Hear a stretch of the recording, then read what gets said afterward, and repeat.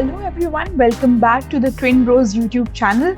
Just before we get into the video and start with our first chapter, तीन important चीजें मुझे आपसे बोलनी है. पहला तो is about the notes कि जैसे जैसे मैं रिवाइज करूंगी आई एडवाइस यू कि आप अपने साथ एक नोटपैड लेके चलें एंड साथ में ही बहुत रफली एंड शॉर्ट नोट्स बनाते चलें जिससे कि रिवीजन और कंसोलिडेट हो जाए आपके माइंड में.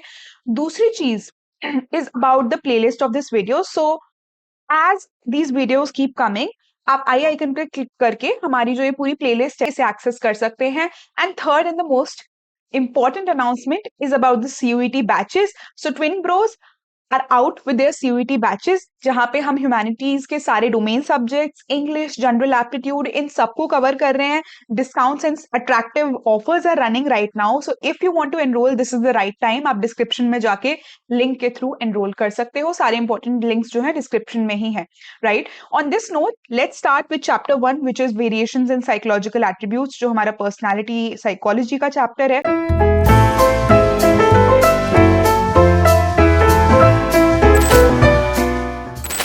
तो सबसे पहले यहाँ पे क्या बात हो रही है, सबसे पहले यहाँ पे इंडिविजुअल डिफरेंसेस को एक्सप्लेन किया गया है कि जो वेरिएबिलिटी होती है वो दो फॉर्म्स में एग्जिस्ट करती है, नेचर में और ह्यूमन बींग्स में भी, इन terms of physicality and in terms of psyche.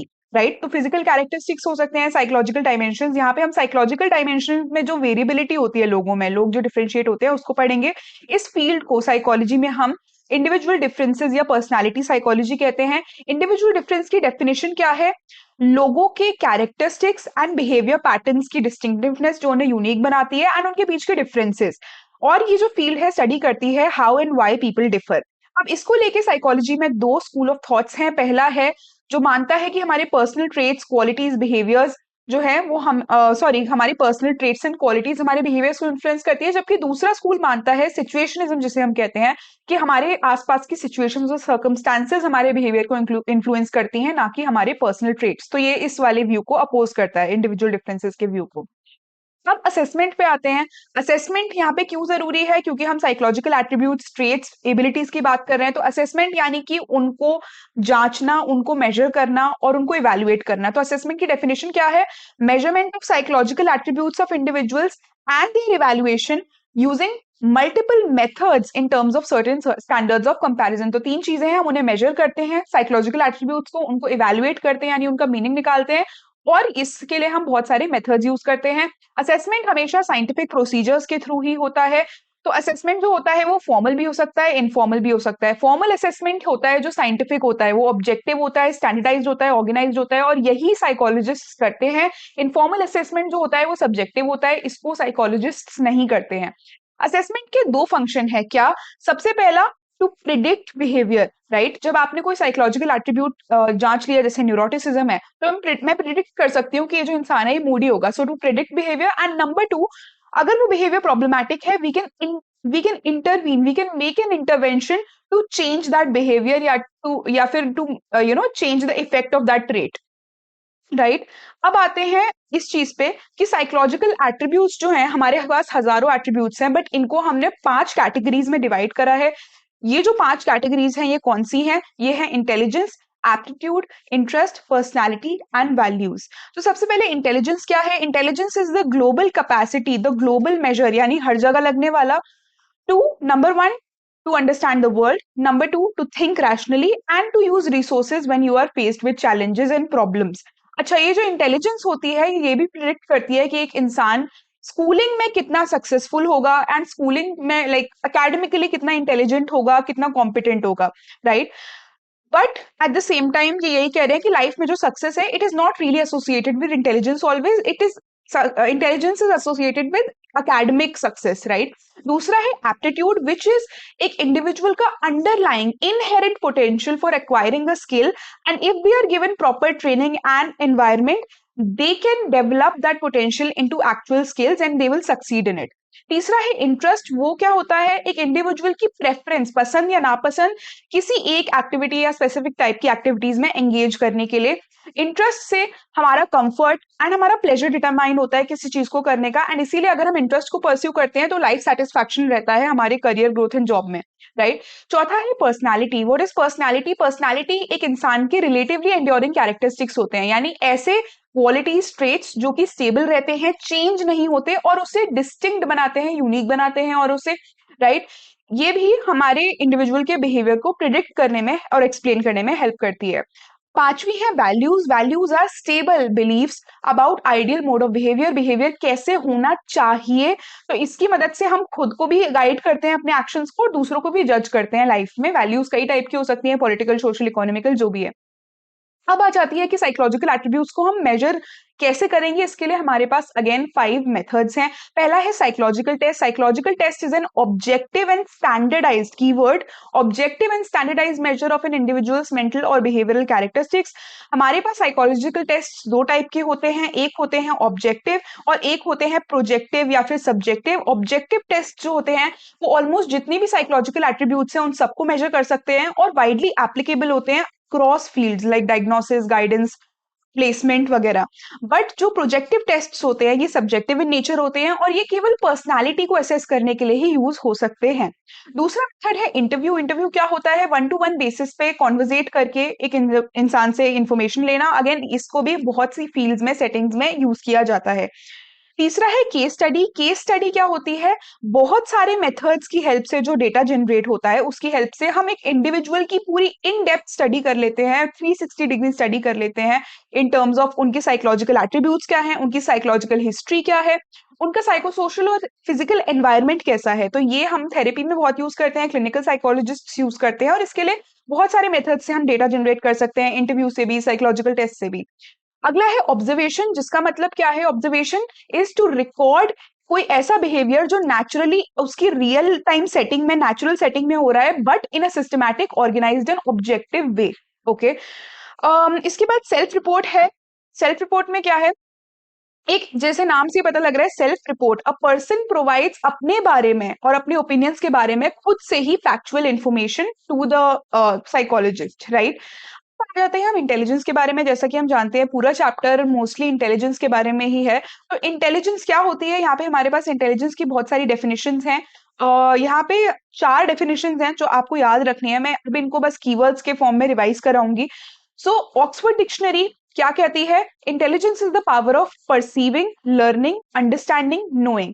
दूसरी डेफिनेशन है अल्फ्रेड वाइने की, जिन्होंने सबसे पहले इंटेलिजेंस पे काम किया। इन्होंने कहा it is the ability to number 1 जज वेल, तो judgement, understanding and reasoning. Wechsler जो है, वेशलर के इंटेलिजेंस टेस्ट बहुत यूज किए जाते हैं। इन्होंने इंटेलिजेंस की फंक्शनैलिटी पे फोकस किया कि इंटेलिजेंस एनवायरनमेंट पे अडेप्ट करने में कैसे हेल्प करती है। तो इन्होंने कहा it is the global and aggregate capacity, यानी हर जगह लगती है, to think rationally, to act purposefully, effectively with environment, AKA जो भी प्रॉब्लम्स आपके एनवायरनमेंट में आ रही हैं। और चौथा, ऐसे साइकोलॉजिस्ट भी हैं जिन्होंने एनवायरनमेंट को बोला है कि मतलब इंटेलिजेंस का मतलब है हम एनवायरनमेंट में अडाप्ट कर पाए प्लस एनवायरनमेंट को भी चेंज कर पाए, उसको मॉडिफाई कर पाए या शेप कर पाए। ये किसने दिया है, गार्डनर एंड स्टर्नबर्ग ने। आगे हम इनकी थ्योरीज भी पढ़ेंगे। ओके, अब आ जाते हैं थ्योरीज ऑफ इंटेलिजेंस पे, जिसमें जो हमारी थ्योरीज हैं वो 2 अप्रोचेस, 2 ग्रुप्स में डिवाइडेड हैं। ये कौन कौन से हैं, पहला है साइकोमेट्रिक अप्रोच और दूसरा है information processing approach. Psychometric approach focuses on the structure of intelligence. ये देखता है कि इंटेलिजेंस एक लिस्ट ऑफ एबिलिटीज से बनी हुई है, वो सब मिलकर इंटेलिजेंस को बनाती हैं। तो स्ट्रक्चर ऑफ इंटेलिजेंस क्या है, इंफॉर्मेशन प्रोसेसिंग अप्रोच, प्रोसेस, तो ये फोकस करता है कि इंटेलिजेंस एज अ प्रोसेस कैसे काम करती है, एंड नंबर 2 इंटेलिजेंस बिहेवियर में कैसे दिखती है, राइट। आ जाते हैं हम थ्योरीज पे। तो सबसे पहले हम यहाँ पे बात कर रहे हैं साइकोमेट्रिक थ्योरीज की। साइकोमेट्रिक थ्योरीज में सबसे पहली थ्योरी है अल्फ्रेड बाइने की, यूनिफैक्टर या वन फैक्टर थ्योरी। इन्होंने क्या कहा है, इन्होंने कहा कि एक जनरलाइज्ड इंटेलिजेंस होती है जिसमें मतलब एक सिमिलर से एक कुछ सेट ऑफ एबिलिटी से बनी इंटेलिजेंस होती है, जो कि इंटेलिजेंस एक इंसान किसी भी प्रॉब्लम पे एनवायरनमेंट में लगा सकता है। तो एक सिमिलर सेट ऑफ एबिलिटीज है जो एनवायरनमेंट में कोई भी प्रॉब्लम हो उन सब पे एप्लीकेबल हो गई। ये थ्योरी बहुत सिंपल है एंड इसका पर्पस बस यही था कि लेस इंटेलिजेंट और मोर इंटेलिजेंट पीपल में कैसे डिफरेंशिएट किया जाए। दूसरी थ्योरी है चार्ल्स पियरमैन की 1927 की 2 फैक्टर थ्योरी। इन्होंने कहा इंटेलिजेंस जो होती है उसमें वो 2 फैक्टर्स या 2 सेट्स ऑफ एबिलिटी से बनी होती है। एक होती है जनरल फैक्टर इंटेलिजेंस, एक होती है specific factor intelligence. General factor intelligence जो होती है वो सब में होती है और मोस्ट ऑफ द चीजों में लगती है, रोजमर्रा की जो भी जितनी भी टास्क है उन सब में लगती है। बट कुछ स्पेसिफिक फैक्टर्स ऑफ इंटेलिजेंस बहुत कम लोगों में प्रेजेंट होते हैं। फॉर एग्जाम्पल एक सिंगर है तो उसमें म्यूजिक का या सिंगिंग का एक एस फैक्टर प्रेजेंट है, राइट। फिर तीसरी थ्योरी हमारी है लुई थर्स्टोन की थ्योरी। इन्होंने 7 प्राइमरी मेंटल एबिलिटीज दी, जो कि क्या क्या है? वर्बल कॉम्प्रिहेंशन है, वर्ड्स को समझ पाना, कंसेप्ट्स को समझ पाना, कॉम्प्रिहेंशन यानी समझना। दूसरा न्यूमेरिकल एबिलिटीज, जहाँ पे न्यूमेरिकल, कंप्यूटेशनल, मैथमेटिकल प्रॉब्लम्स को सॉल्व कर पाना। तीसरा स्पेशल रिलेशंस, तो everything about patterns, forms, images को टैकल कर पाना। परसेप्चुअल स्पीड, आप डिटेल कितनी जल्दी समझ पाते हो एनवायरनमेंट में। वर्ड फ्लुएंसी, वर्ड्स को यूज कर पाना, एक्सप्रेस कर पाना। मेमोरी, हम जानते हैं। इंडक्टिव रीजनिंग, कि हमारे पास अगर बहुत सारी ऑब्जर्वेशन है, फैक्ट्स है, तो उनमें से जनरल रूल्स कैसे निकाले जाएं। फिर जो हमारी नेक्स्ट थ्योरी है, फोर्थ थ्योरी है, वो है अर्थर जेनसन की hierarchical model of intelligence, level 1 and level 2। इन्होंने कहा कि इंटेलिजेंस के 2 लेवल होते हैं। जो निचला लेवल होता है वो लेवल 1 होता है, रोट लर्निंग होती है, जहां पे इतनी हमारी ट्रांसफॉर्मेशनल नहीं होती, इसमें लोअर लेवल इंटेलिजेंस लगती है।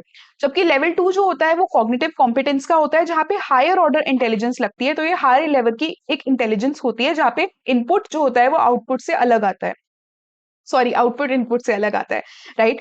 अलग। अच्छा, नेक्स्ट हमारी थ्योरी है जेपी गिलफर्ड की स्ट्रक्चर ऑफ इंटेलेक्ट मॉडल। इन्होंने एक बहुत ही लाइक 3 डायमेंशनल मॉडल में इंटेलिजेंस को कहा। इन्होंने कहा कि इंटेलिजेंस की 3 डायमेंशंस होती हैं, कंटेंट्स, ऑपरेशंस एंड प्रोडक्ट। तो सबसे पहले कंटेंट क्या होते हैं? कंटेंट यानी वो नेचर ऑफ मटेरियल या इनपुट जो आपके ब्रेन में आया, जिसपे इंटेलिजेंस लगेगी। ये किस टाइप के हो सकते हैं? विजुअल हो सकती है, ऑडिटरी हो सकती है, सिंबॉलिक हो सकती है, सिमेंटिक, मीनिंग रिलेटेड हो सकती है, एंड बिहेवियर के फॉर्म में भी हो सकती है। दूसरे होते हैं ऑपरेशंस। ऑपरेशन यानी जो दिमाग ने करा, उस पे जो इंटेलिजेंस लगाई है, प्रोसेसेस लगाए, ये क्या क्या हो सकते हैं? कॉग्निशन, मेमोरी रिकॉर्डिंग, मेमोरी को रिटेन करना, divergent production, convergent production and evaluation. Okay, and lastly we have product. Products is the form in which information is processed, कि इंफॉर्मेशन प्रोसेस होके किस फॉर्म में आई है, हम उसे कैसे यूज करेंगे। तो ये किस टाइप की है? ये कौन कौन से टाइप है इसके? Units, classes, relation, system, transformations and implications. तो क्योंकि ये 3 डायमेंशंस हैं और इनकी जो सब टाइप्स हैं, अगर हम उनको इंटू इंटू करें तो आता है 180। तो फिर एक तरीके से गिलफर्ड ने कहा कि 180 वेज में इंटेलिजेंस जो है वो एक्सप्रेस हो सकती है। ओके, ये हमारी साइकोमेट्रिक अप्रोच की थ्योरीज थी। अब आते हैं हम जल्दी से अपनी इंफॉर्मेशन प्रोसेसिंग अप्रोच की थ्योरीज पर। तो सबसे पहले यहाँ पे आती है हावर्ड गार्डनर की मल्टीपल इंटेलिजेंस थ्योरी। इन्होंने 8 टाइप्स ऑफ इंटेलिजेंसेस बताई और इन्होंने कहा ये इंटेलिजेंसेस जो हैं, ये मतलब इंटेलिजेंस एक चीज नहीं है, मल्टीपल होती है। नंबर 2, ये 8 की 8 इंटेलिजेंस एक दूसरे से इंडिपेंडेंट है, यानी एक इंसान में एक से ज्यादा भी इंटेलिजेंस हो सकती है। पहली इंटेलिजेंस है लिंग्विस्टिक। लिंग्विस्टिक यानी लैंग्वेज को यूज करने की, प्रोड्यूस करने की, उसमें एक्सप्रेस करने की एबिलिटी। ठीक है। दूसरी है लॉजिकल मैथमेटिकल। लॉजिकल मैथमेटिकल यानी कि लॉजिकली सोच पाना, क्रिटिकली सोच पाना, मैथमेटिकल एंड कंप्यूटेशनल प्रॉब्लम्स को अच्छे से सॉल्व कर पाना। तीसरी है spatial intelligence, which is to be able to form, use and manipulate visual images, patterns, space में कैसे काम करना है, स्पेस को कैसे यूज करना है, ये स्पेशल इंटेलिजेंस में आ जाता है। इन सबके प्लीज आप एग्जाम्पल्स याद रखना, ये बहुत जरूरी है। 2 से 3 एग्जाम्पल हर एक के याद होने चाहिए।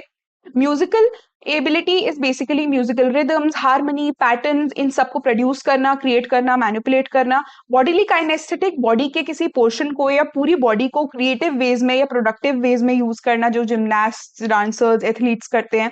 इंटरपर्सनल इंटेलिजेंस क्या होती है? इंटर, बीच में, तो और लोगों की जो मोटिव्स हैं, बिहेवियर है, फीलिंग्स है, उनको समझ पाना माइन्यूटली, ये साइकोलॉजिस्ट और काउंसलर्स में खासकर होती है। इंट्रापर्सनल इंटेलिजेंस होती है अपनी ही फीलिंग्स, मोटिव्स और डिजायर को समझ पाना, राइट? तो ऐसे लोग बहुत अपनी आइडेंटिटी को लेके बहुत अवेयर होते हैं, सेल्फ अवेयर होते हैं।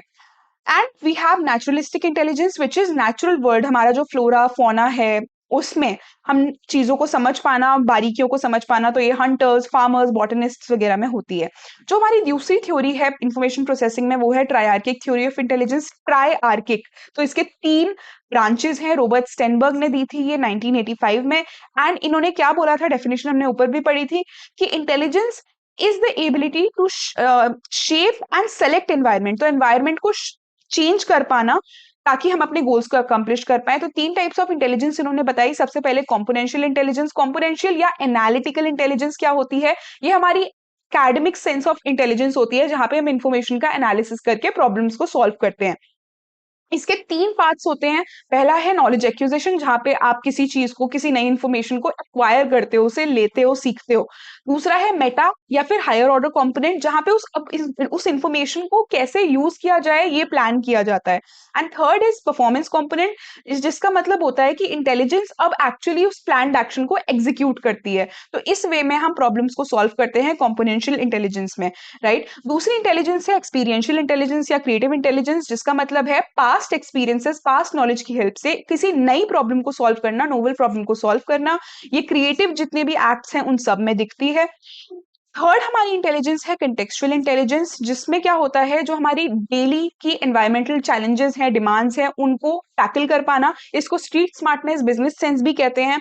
एंड एक तरीके से एनवायरमेंट को मॉडिफाई कर पाना। ओके, इसके बाद हमारे पास पास्ट मॉडल है, which is planning, attention arousal and simultaneous successive model of intelligence. ये 3 लोगों ने दिया है, JP Das, Jack Naglieri and Kirby in 1994। इनका ये जो मॉडल है, this is it replicates brain. तो it is a neurological model of intelligence, जहाँ पे कहते हैं कि जो इंटेलिजेंस होती है वो 3 हमारे ब्रेन के सिस्टम्स हैं, उनके बीच की इंटरडिपेंडेंट फंक्शनिंग की वजह से होती है।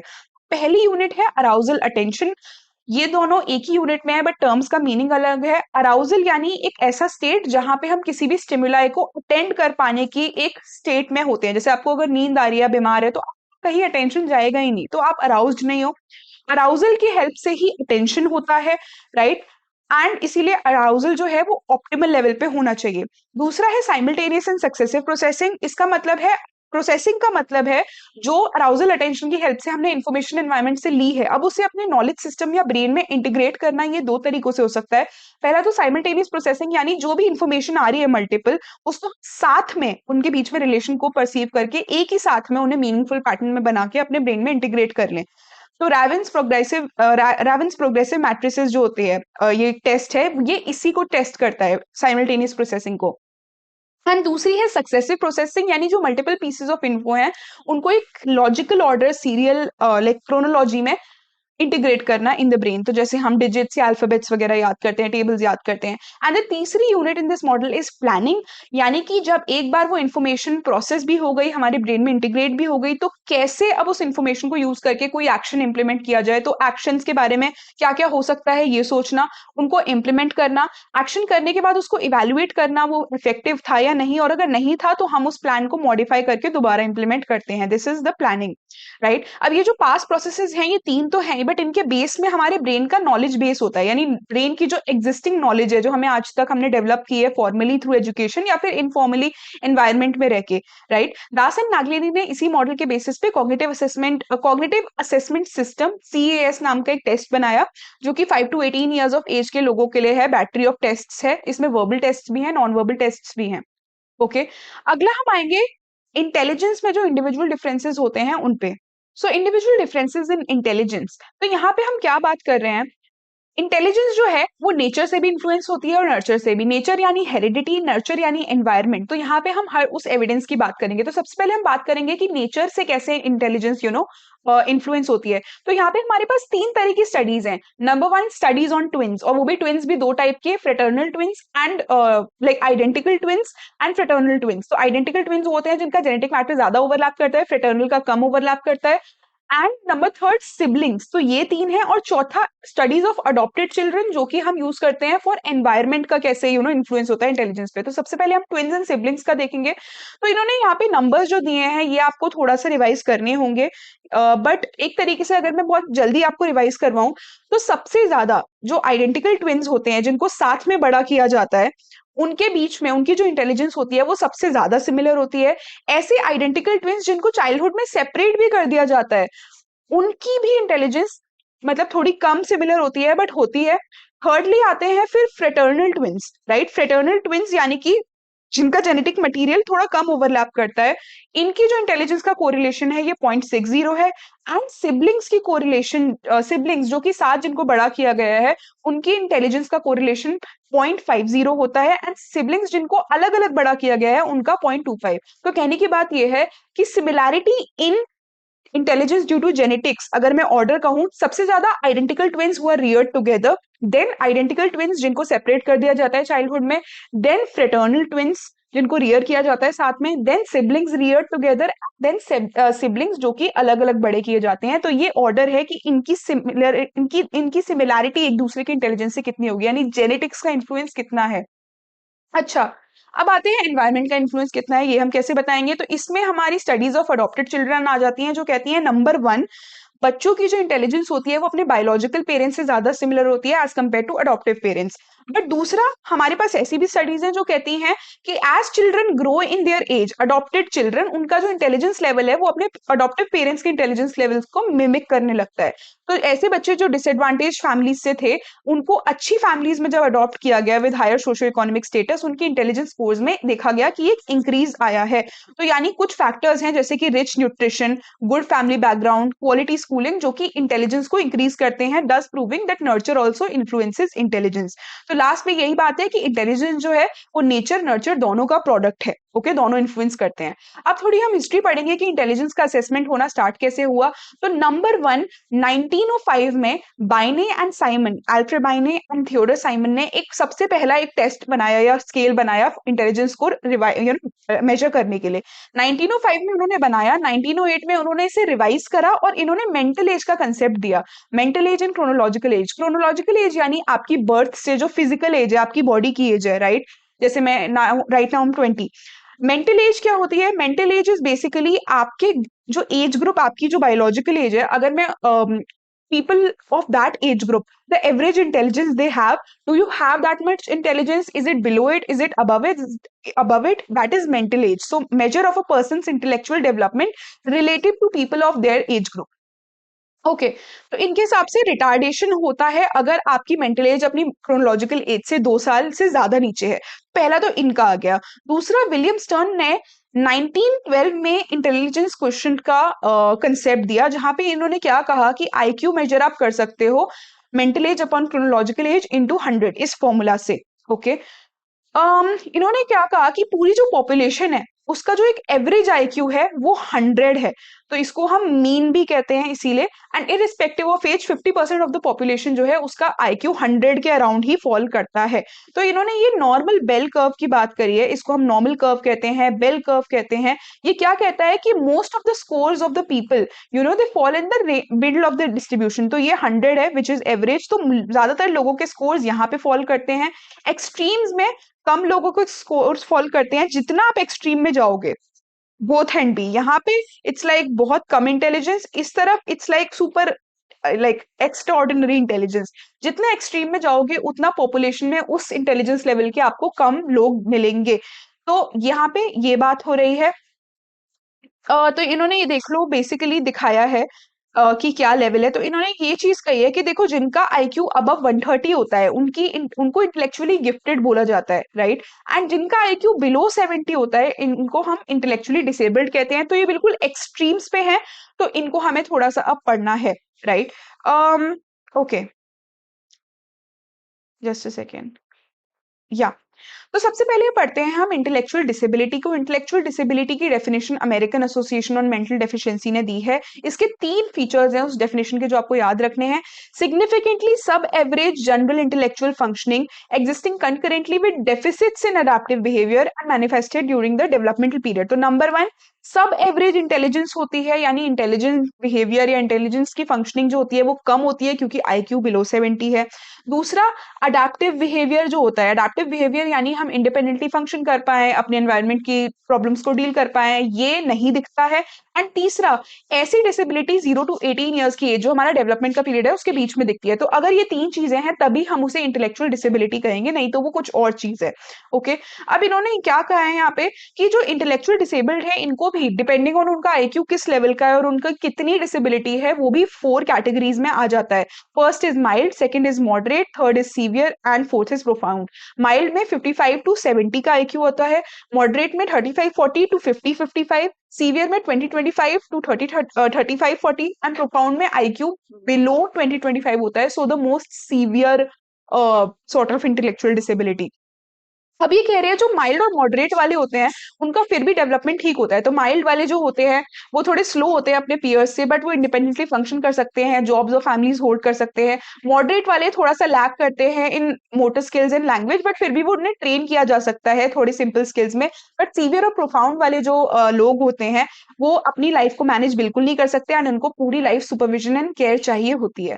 तो आ जाते हैं इंटेलेक्चुअली गिफ्टेड पीपल पे, जो कि other end of the stream पे हैं। ये बहुत हायर परफॉर्मेंस और बहुत आउटस्टैंडिंग एबिलिटीज दिखाते हैं। तो इसकी हिस्ट्री क्या है कि 1925 में लुइस टर्मिन ने स्टडी करा था और 1500 चिल्ड्रन को, जो कि आईक्यू उनका 130 एंड अबव था, और उन्होंने ये स्टडी करा था कि कैसे उनका ये जो इंटेलिजेंस लेवल है जो एक्स्ट्रा ऑर्डिनरी है उनकी लाइक प्रोफेशनल सक्सेस और उनकी लाइफ में सक्सेस से कैसे रिलेटेड है। तो यहाँ पे दो टर्म्स आ जाते हैं, पहला है टैलेंट एंड दूसरा है गिफ्टेडनेस। टैलेंट यानी कि किसी एक एबिलिटी में, एक नैरो फील्ड में बहुत एक्स्ट्राऑर्डिनरी परफॉर्मेंस होना, but giftedness is like all rounder. तो most of the areas, most of the performance areas में बहुत अच्छी एक्सेप्शनल जनरल एबिलिटी होना इज गिफ्टेडनेस। तो गिफ्टेडनेस अलग है, टैलेंट अलग है। ओके अब इन्होंने थोड़ा सा ये बोला है कि टीचर के पॉइंट ऑफ व्यू से, यानी एकेडमिक सेटिंग में जो गिफ्टेडनेस का मतलब होता है कि आप में हाई एबिलिटी है, हाई क्रिएटिविटी है और हाई कमिटमेंट है। गिफ्टेड चिल्ड्रन में जब वो छोटे होते हैं अर्ली डेवलपमेंट पीरियड में ही बहुत से साइंस दिख जाते हैं, उनका अटेंशन स्पैन ज्यादा होता है, वो नई चीजें प्रेफर करते हैं, लैंग्वेज जल्दी अपीयर मतलब जल्दी डेवलप होती है। एंड बड़े होने पे भी यहाँ पे लिखा गया है उनके क्या क्या डिस्टिंक्ट कैरेक्टरिस्टिक्स होते हैं कि क्रिएटिव थिंकिंग होती है, लॉजिकल थिंकिंग फास्ट होती है, मोटिवेटेड होते हैं वगैरह वगैरह, राइट। अच्छा, इसके बाद इन्होंने लास्ट में ये कहा है कि इंटेलेक्चुअली गिफ्टेड लोगों को भी स्पेशल एजुकेशनल इंटरवेंशंस की प्रोग्राम्स की जरूरत होती है ताकि वो अपने पोटेंशियल को टोटली यूज कर सकें। जाते हैं इंटेलिजेंस टेस्ट पे। इंटेलिजेंस टेस्ट यानी कि हम कैसे इंटेलिजेंस को मेजर करेंगे और किस किस टाइप्स के हमारे पास टेस्ट हैं और अलग अलग बेसिस हैं इनको डिफरेंशिएट करने का। तो पहला है कि टेस्ट इंडिविजुअल को दिया जा रहा है या ग्रुप में बहुत सारे लोगों को दिया जा रहा है। इंडिविजुअल टेस्ट एक टाइम पे एक इंसान को ही दिया जाता है। ग्रुप टेस्ट जो होते हैं वो बहुत सारे लोगों को आप एक साथ दे सकते हो। इंडिविजुअल टेस्ट जो होता है वहां पे रैपो बनानी पड़ती है थोड़ी सी टेस्ट सब्जेक्ट से एडमिनिस्ट्रेटर को, जबकि ग्रुप टेस्ट में इसकी जरूरत नहीं पड़ती है। And third difference is individual tests में हम ओरली आंसर कर सकते हैं या रिटन फॉर्म में आंसर कर सकते हैं, यानी बहुत डिस्क्रिप्टिव हो सकता है, लंबा हो सकता है क्योंकि वन ऑन वन ही करना है। बट ग्रुप टेस्ट जो होते हैं वो यूजुअली रिटन आंसर्स होते हैं, बहुत शॉर्ट आंसर्स होते हैं क्योंकि एक एक इंसान को आप अटेंड नहीं कर सकते हो। दूसरा, on the basis of whether they use language और not, test can be verbal, non verbal और performance test. Verbal test, verbal यानी लैंग्वेज, वर्बल यहाँ पे बोलने का मतलब नहीं है। तो वर्बल टेस्ट मतलब ऐसे टेस्ट जहाँ पे ओरली बोल के या लिख के यानी लैंग्वेज के थ्रू हम रिस्पॉन्सेज देते हैं। इसे इसलिए केवल पढ़े लिखे लोग, लिटरेट पीपल ही अटेम्प्ट कर सकते हैं। इसका एग्जाम्पल क्या है? इसका एग्जाम्पल इज फॉर एग्जाम्पल नीओपाईआर है या एमएमपीआई है। नॉन वर्बल टेस्ट में पिक्चर या इलिस्ट्रेशन यूज होती है, लैंग्वेज यूज नहीं होती। For example RPM, right. और तीसरा होता है परफॉर्मेंस टेस्ट, जहां पे हम ऑब्जेक्ट्स देते हैं, फिजिकल ऑब्जेक्ट्स जिनको यूज करना होता है। जैसे फॉर एग्जांपल एक पजल है या फिर पोज ब्लॉक डिजाइन टेस्ट, यहाँ पे आपको ब्लॉक्स दिए जाते हैं जिनको मैनिपुलेट करके आपको इंटेलिजेंस अपनी दिखानी है। लैंग्वेज का यूज यहाँ पे नहीं होता है। ओके अब आ जाते हैं हमारे culture fair and culture bias test. Now यहाँ पे बात क्या हो रही है कि ज्यादातर जो टेस्ट डेवलप हुए हैं वो अमेरिका एंड यूरोप में डेवलप हुए हैं। उनकी जो अर्बन क्लास है, मिडिल क्लास है, उसके हिसाब से डेवलप हुए हैं। तो जब आप इन्हें और सोसाइटीज के लोगों पे टेस्ट करते हो जैसे कि एशिया और अफ्रीका, तो उनकी इंटेलिजेंस को ऐसे टेस्ट जो है वो कम दिखाते हैं, अंडर एस्टिमेट कर देते हैं, इसीलिए ये कंसेप्ट आया है।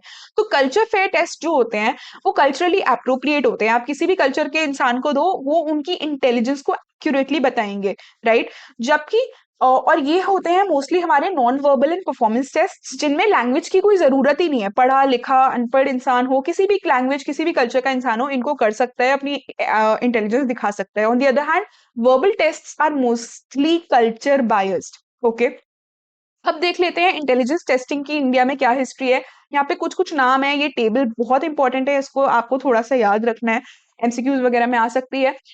एसएम मोसिक जो है इन्होंने सबसे पहली बार इंटेलिजेंस टेस्ट बनाया हिंदी में। एनसीईआरटी ने भी, जो हमारी एनसीईआरटी की एनएलईपीटी है, एनएलईपीटी क्या है? National library of educational and psychological test, NCERT की, इसमें भी हमारे पास बहुत सारी हैंडबुक्स एंड इंडियन टेस्ट जो हैं वो स्टोर्ड हैं। Bhatia's battery of performance test बहुत इंपॉर्टेंट है। Draw a man test by Pramila Pathak, right. Bihar test of intelligence by SM Hussain. तो इनको आपको थोड़ा नाम याद रखने हैं। सीएच राइस ने बाइने का टेस्ट उर्दू एंड पंजाबी में बनाया था। महानलोबिस ने बाइने का टेस्ट बंगाली में बनाया था। फिर बहुत हमारे एक ट्रेंड है कि इंडियन रिसर्चर्स जो हैं वो वेस्ट के टेस्ट्स उठा के उन्होंने उसको इंडिया में अडाप्ट करना स्टार्ट किया, जैसे आरपीएम है, वेशलर्स एडल्ट इंटेलिजेंस स्केल है, ये सब। लॉन्ग एंड मेहता ने 103 इंडियन टेस्ट्स जो हैं उनकी एक हैंडबुक बनाई, राइट। तो ये हमारी थोड़ी हिस्ट्री आ गई। अब आ जाते हैं कल्चर पे कि कल्चर कैसे इंटेलिजेंस को हमारी इन्फ्लुएंस करती है, ये हम यहाँ पे पढ़ेंगे। तो सबसे पहली चीज यहाँ पे वाइगोट्स्काय का नाम आता है, जो कि एक रशियन साइकोलॉजिस्ट थे, और इन्होंने कहा कि कल्चर जो होता है उसकी हमारी इंटेलिजेंस इफेक्ट होती है। तो इन्होंने दो तरह की सोसाइटीज की बात करी, technologically advanced societies and less technologically advanced और डेवलप्ड सोसाइटीज। तो इन्होंने कहा जो लेस टेक्नोलॉजिकली एडवांस सोसाइटीज होती हैं वहां पे सोशल और इमोशनल स्किल्स को इंटेलिजेंस माना जाता है, जबकि टेक्नोलॉजिकली एडवांस सोसाइटीज में हमारे जो टेक्निकल स्किल्स होते हैं, रीजनिंग, जजमेंट, लॉजिकल थिंकिंग, इनको इंटेलिजेंस माना जाता है। यहाँ पे कल्चर की थोड़ी सी हमारी डेफिनेशन है, it is a collective system of customs, beliefs, attitudes and achievements in art and literature. इन्होंने ये कहा है कि स्टर्नबर्ग की थ्योरी है फॉर एग्जाम्पल, तो ये हमारा सेकंड पॉइंट हो गया कि स्टर्नबर्ग की थ्योरी में जो प्रैक्टिकल इंटेलिजेंस, कंटेक्चुअल इंटेलिजेंस है, वो भी कल्चरल इंटेलिजेंस ही है, कि कल्चर, आप जिस कल्चर, जिस एनवायरनमेंट में हो उसी हिसाब से आप वहां पे टैकल करोगे प्रॉब्लम्स को। वाइगोत्स्काय ने क्या कहा है, तीसरी इंपॉर्टेंट बात इन्होंने ये कही है कि हमारी जो इंटेलिजेंस है, हमारा जो इंटेलेक्चुअल डेवलपमेंट है, उसमें दो टाइप के फंक्शंस होते हैं, कुछ एलिमेंट्री मेंटल फंक्शंस होते हैं, कुछ हायर मेंटल फंक्शंस होते हैं। एलिमेंट्री मेंटल फंक्शंस जो होते हैं वो हम सब में कॉमन है, यूनिवर्सल है, इरिस्पेक्टिव ऑफ कल्चर, जैसे कि परसीव कर पाना, राइट, सोच पाना या जो भी है। बट हायर मेंटल फंक्शंस, सोच पाना नहीं, मैं उसे वहां से हटाती हूँ। हायर मेंटल फंक्शंस जो है, जैसे logical thinking, problem solving, decision making, ये हमारे जिस हम कल्चर में रहते हैं उससे इन्फ्लुएंस्ड होते हैं। These are not universal. Okay, अब यहाँ पे जो अगला पॉइंट आता है that is about technologically advance societies में जो टेक्नोलॉजिकल इंटेलिजेंस होती है। तो इन्होंने कहा है कि ऐसी जो सोसाइटीज है, जैसे अमेरिका, यूरोप, यहाँ पे हम जजमेंट को, generalisation, abstraction, speed in thinking and कम से कम मूव्स में कैसे हम इंटेलिजेंट बिहेवियर करें, इन सबको बहुत माना जाता है। तो ये एक टेक्नोलॉजिकल इंटेलिजेंस है जो यहाँ पे प्रिवलेंट है, right, attention, performance, speed, achievement, ये सब। But Asian and African societies जो कि टेक्नोलॉजिकली इतनी एडवांस्ड नहीं रही हैं, यहाँ पे टेक्नोलॉजिकल इंटेलिजेंस को वैल्यू नहीं किया जाता। यहाँ पे हमारी सोशल इमोशनल स्किल्स जो हमें औरों से बाउंड करने में हेल्प करते हैं, सेल्फ रिफ्लेक्शन, खुद को रिफ्लेक्ट, अब खुद के प्रति अवेयर होना और औरों को साथ लेके चलना, कलेक्टिविस्टिक ओरिएंटेशन को इंटेलिजेंस माना जाता है। इसी में आ जाता है स्पेसिफिकली कि इंडियन ट्रेडिशन में इंटेलिजेंस का मतलब क्या है। इंडियन ट्रेडिशन में हम इंटेलिजेंस को इंटेग्रल इंटेलिजेंस कहते हैं। संस्कृत वर्ड है बुद्धि, एंड इंटेग्रल इंटेलिजेंस फोकस करती है not only on cognitive intelligence, वो तो है ही, but also on social intelligence and world, मतलब एक तरीके से स्ट्रीट स्मार्टनेस इंटेलिजेंस। तो होलिस्टिक व्यू ऑफ इंटेलिजेंस है। जेपी दास ने इस पे एक स्टडी करी है। ओके, तो यहाँ पे इन्होंने क्या कहा है कि जो बुद्धि है, इंडियन इंटेलिजेंस है, उसकी चार सॉर्ट ऑफ कंपोनेंट्स है। पहला है कॉग्निटिव कैपेसिटी, जो हमारी ट्रेडिशनल इंटेलिजेंस है, कि प्रॉब्लम सॉल्विंग, अंडरस्टैंडिंग वगैरह। दूसरा है सोशल कॉम्पिटेंस, यानी कि बड़ों के लिए जो सोसाइटी में जो नॉर्म्स हैं उनके लिए कमिटमेंट होना, रिस्पेक्ट होना, औरों की रिस्पेक्ट, बड़ों की रिस्पेक्ट, हेल्प करना, ये सब।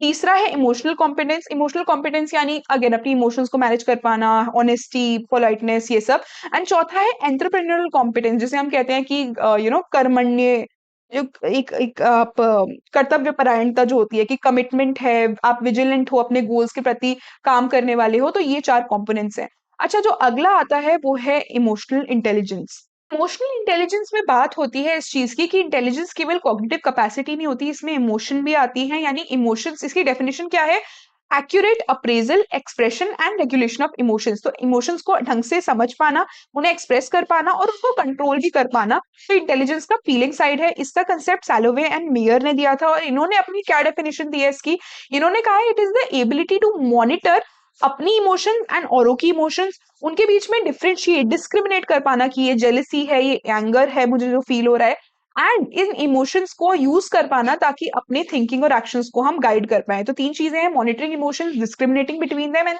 Using them to guide thinking and actions. इन्होंने इमोशनल क्वोशिएंट भी डेवलप करा। Emotional quotient is like a measure of emotional intelligence, like IQ is of traditional intelligence. Okay, in simple terms अच्छा ये तो ठीक है। अब यहाँ पे बात करते हैं और ने थोड़ा सा ये बात की है कि अब मॉडर्न कंटेक्स्ट में जो हमारे एजुकेटर्स हैं वो इस पे बहुत फोकस कर रहे हैं, प्रोग्राम्स एंड एवरीथिंग हम कर रहे हैं स्टूडेंट्स में से डेवलप करने के लिए ताकि वो स्ट्रेस से डील कर पाए। फिर आ जाते हैं हम थोड़ा एप्टीट्यूड और इंटरेस्ट की बात करनी है। तो एप्टीट्यूड क्या होता है, जैसे कि हमने बोला it is an inherent potential for a particular field या अ पर्टिकुलर एक्टिविटी। अगर आपको स्पेसिफिक उसमें स्किल में ट्रेनिंग दी जाए, एनवायरनमेंट दिया जाए तो आप उसमें सक्सेसफुल हो सकते हो, राइट। तो यहाँ पे इन्होंने बेसिकली फिर इंटरेस्ट की भी बात करी है, बट पहले एप्टीट्यूड टेस्ट देख लेते हैं। इन्होंने कहा है कि एप्टीट्यूड टेस्ट जो होते हैं वो दो टाइप्स के होते हैं, इंडिपेंडेंट एंड मल्टीपल या जनरलाइज्ड एप्टीट्यूड टेस्ट। जो इंडिपेंडेंट एप्टीट्यूड टेस्ट होते हैं वो क्या करते हैं कि बेसिकली किसी एक ही टाइप के एप्टीट्यूड को मेजर करते हैं। जैसे अगर क्लरिकल एप्टीट्यूड का टेस्ट है तो वो केवल क्लरिकल एप्टीट्यूड को ही मेजर करेगा। मल्टीपल एप्टीट्यूड टेस्ट जो होते हैं वो एक ही टेस्ट देने पे बहुत सारे एप्टीट्यूड्स में आपका लेवल दिखा देते हैं कि आप में ये है या नहीं। जिसका एग्जाम्पल क्या है, differential aptitude test, general aptitude test battery GATB and armed services vocational aptitude battery. ये बहुत इंपॉर्टेंट है, प्लीज इन्हें याद रखना है। फिर आ जाते हैं थोड़ा सा हम अच्छा इंटरेस्ट पे। इंटरेस्ट अगेन इससे डिफरेंशिएटेड है कि इंटरेस्ट इज पसंद नापसंद purely, that is potential. Interest जो होता है वो ये दिखाता है कि आप एक चीज को कितना एंजॉय करोगे अगर आप उसे करते हो। तो किसी भी केस में अगर आप एक जॉब परफॉर्म कर रहे हो तो इंटरेस्ट और एप्टीट्यूड दोनों को कंसिडर करना जरूरी है, यही इसका कंक्लूजन है। डीएटी में क्या क्या सब टेस्ट हैं इन्हें याद रख लेना। हमारे पास यहाँ पे 8 सब टेस्ट हैं और जेएम ओझा ने डीएटी का इंडियन अडेप्टेशन डेवलप किया है। लास्ट सेक्शन पे आ जाते हैं जो है क्रिएटिविटी। तो इन्होंने कहा है व्हाट इज क्रिएटिविटी। क्रिएटिविटी कई फॉर्म्स में दिख सकती है। क्रिएटिविटी इज मेंट बाय किसी नोवल, कोई भी चीज जिसमें नोवेल्टी है यानी जो पहले नहीं हुई है। So any novel solution, any invention, any innovation, any production of something new and unique, right. तो जैसे इंटेलिजेंस में डिफरेंसेस होते हैं इंडिविजुअल्स के बीच में, वैसे ही क्रिएटिविटी और उसके एक्सप्रेशन में भी कि क्रिएटिविटी कितनी है इंडिविजुअल्स में प्लस वो एक्सप्रेस कैसे हो रही है, ये सब में अलग अलग वेज में हमें दिखता है। अच्छा, रिसर्च क्या कह रही है कि जो बच्चे होते हैं, बच्चे अपने अर्ली ईयर में like first years of their life जो होते हैं कुछ, उन्हीं में अपनी इमेजिनेशन, उनकी क्रिएटिविटी डेवलप होने लग जाती है। बट क्योंकि तब उन्हें लैंग्वेज नहीं आती, उनकी क्रिएटिविटी केवल फिजिकल एक्टिविटीज और नॉन वर्बल वेज में यानी खेलने में, कूदने में, इन सब में दिखती है। जबकि एक बार जब वो थोड़े बड़े हो जाते हैं, उनकी लैंग्वेज डेवलप हो जाती है, स्कूल जाना स्टार्ट करते हैं तो इंटेलिजेंस डेवलप होने लगती है। तो क्रिएटिविटी वर्बल मोड्स यानी लैंग्वेज के थ्रू भी एक्सप्रेस होती है। जैसे मैंने ये पोयम लिखी है या जो भी चीज है कि मैंने ये पैराग्राफ लिखा है ऑन माई मदर, तो ये क्रिएटिविटी का ही एक फॉर्म है, राइट। सो ये कह रहे हैं कि जो लोग जैसे इंटेलिजेंस में हम कहते हैं जो गिफ्टेड लोग होते हैं उनके अलग ही कैरेक्टरिस्टिक्स होते हैं। जो ऐसे लोग जो हाईली क्रिएटिव होते हैं वो सेल्फ चोजन एक्टिविटीज यानी बचपन से ही दिख जाता है, वो ऐसी एक्टिविटीज अपने लिए चूज करते हैं जिससे में उनकी क्रिएटिविटी लाई करती है, राइट। तो फॉर एग्जाम्पल स्टीव जॉब्स जो थे, जब वो छोटे थे उन्होंने ऐसी तोड़ फोड़ कुछ ना कुछ करते रहते थे, तो वो उनकी वहां से सेल्फ चोजन एक्टिविटी से हमें उनकी क्रिएटिविटी दिख रही थी। अब बात आती है कि क्रिएटिविटी की जैसी इंटेलिजेंस है कि नर्चर और नेचर दोनों इन्फ्लुएंस कर रही है, यहाँ भी यही चीज है कि क्रिएटिविटी जो है वो हेरिडिटी और एनवायरनमेंट दोनों के इंटरेक्शन से डिटरमाइन होती है, राइट। हेरिडिटी जहाँ की एक लिमिट एक सेट कर देती है कि एक इंसान कितना क्रिएटिव हो सकता है। एनवायरमेंटल फैक्टर्स भी इंपॉर्टेंट है। अगर आपको प्रॉपर न्यूट्रिशन नहीं मिलेगा, प्रॉपर गेम्स, वो एनवायरमेंट में स्टिमुलेशन नहीं मिलेगा तो वो क्रिएटिविटी एक्चुअली एक्सप्रेस नहीं हो पाएगी। तो दोनों ही फैक्टर्स मिलके इसे डिटरमाइन करते हैं। एनवायरमेंटल फैक्टर्स क्या क्या हो सकते हैं, motivation, commitment, family support, peer influences, training opportunities, ये सब इनके थ्रू हमारी क्रिएटिविटी जो है रियलाइज या एक्सप्रेस होती है। ओके, एंड लास्ट में बेसिकली हमारा थोड़ा सा ये है कि क्रिएटिविटी और इंटेलिजेंस के बीच में क्या रिलेशन है। क्या ऐसा होता है कि इंटेलिजेंट लोग क्रिएटिव होते हैं, क्रिएटिव लोग इंटेलिजेंट होते हैं, क्या है। तो देखो इसमें एक मेन चीज है। पहला तो टर्मिन ने 1920s में स्टडी करी, उन्होंने जो करी थी पहले 1500 बच्चों पे, इन्होंने क्या पाया कि जिन बच्चों का हाई आईक्यू था, ऐसा नहीं है कि एडल्ट लाइफ में जाके वो बहुत क्रिएटिव थे। ऑन दी अदर हैंड जो क्रिएटिविटी है वो हमें ऐसे लोगों में भी दिखती है जिनका आईक्यू इतना हाई नहीं है। बेसिकली कहने की बात यह है, कंक्लूजन इसका यह है कि इंटेलिजेंस का क्रिएटिविटी से कोई सीधा नाता नहीं है। जिन लोगों की इंटेलिजेंस बहुत हाई है उनमें कभी कभी क्रिएटिविटी भी हाई होती है, but at the same time अगर आपकी इंटेलिजेंस हाई है इसका मतलब ये नहीं आपकी क्रिएटिविटी हमेशा हाई होगी, उनमें लो क्रिएटिविटी भी होती है। ऑन दी अदर हैंड ऐसे लोग जिनकी इंटेलिजेंस लो है उनमें अगेन क्रिएटिविटी हाई भी हो सकती है, लो भी हो सकती है। तो ये दोनों के बीच में कोई रिलेशन नहीं है, intelligence is completely separate from creativity. Right, तो यहीं पे ये चीज आ गई है। बट एक और यहाँ पे अब जो तीसरा पॉइंट आ रहा है, तीसरा पॉइंट क्या है, researchers have found that relationship between creativity and intelligence is positive. ये यहाँ पे क्या कह रहे हैं, जैसे हमने ऊपर वाली बात करी कि इनके बीच में ऐसा नहीं है इंटेलिजेंस होगी तो ही क्रिएटिविटी होगी, but at the same time कोई भी क्रिएटिविटी को करने के लिए एक मिनिमम लेवल ऑफ इंटेलिजेंस चाहिए, राइट। हर क्रिएटिव एक्ट में कुछ मिनिमम एबिलिटी चाहिए होती है to acquire knowledge and the capacity to retain and retrieve. For example, अगर मैं एक नया म्यूजिकल पीस कंपोज कर रही हूँ तो मुझ में अगेन म्यूजिकल इंटेलिजेंस थोड़ी बहुत तो होनी चाहिए, राइट। सो एक certain level of intelligence is required for creativity, but उसके बियॉन्ड कोई रिलेशन नहीं है इंटेलिजेंस का क्रिएटिविटी से। This is the take away. इसीलिए क्रिएटिविटी को अब लास्ट में मेजर करने के लिए हमारे पास क्रिएटिविटी टेस्ट्स आ चुके हैं। ये टेस्ट्स के फीचर्स क्या है, नंबर 1, ये ओपन एंडेड होते हैं, क्लोज एंडेड नहीं होते, तो आप creative answers, open ended, subjective answers दे सकते हो। दूसरा, कोई भी आंसर इसमें करेक्ट और रॉन्ग नहीं होता। जैसे इंटेलिजेंस टेस्ट है तो उसमें एक करेक्ट आंसर है, तो इसमें ऐसा नहीं है, जो भी आपकी क्रिएटिविटी है, जो भी आपकी सोच है, उस हिसाब से आप आंसर देते हो। और तीसरा, इनमें डाइवर्जेंट थिंकिंग इन्वॉल्व होती है। डाइवर्जेंट यानी एक पॉइंट से स्टार्ट करके उसमें बहुत सारी चीजें आप सोच सकते हो, तो वेराइटी ऑफ आइडियाज आप सोच सकते हो। ऐसे होते हैं हमारे क्रिएटिविटी टेस्ट। जबकि इंटेलिजेंस टेस्ट में कन्वर्जेंट थिंकिंग होती है कि आपको बहुत सारे पॉइंट ऑफ व्यू से एक सिंगल आइडिया पे आना है, एक राइट सोल्यूशन पे आना है। ओके, तो यहाँ पे स्पॉन्टेनिटी, ओरिजिनलिटी और इमेजिनेशन पे फोकस किया जाता है इन क्रिएटिविटी टेस्ट, जबकि इंटेलिजेंस टेस्ट में ऐसा नहीं होता है। कुछ क्रिएटिविटी टेस्ट के एग्जांपल्स हमें याद रखने हैं, गिलफर्ड, टॉरेंस, खतेना, वॉलश, इनने ना क्रिएटिविटी टेस्ट जिन्होंने डेवलप किए हैं। इसी के साथ हमारा ये चैप्टर हो गया है खत्म। I'll see you in the next video. If you have any doubts, comment and check the description for any important links.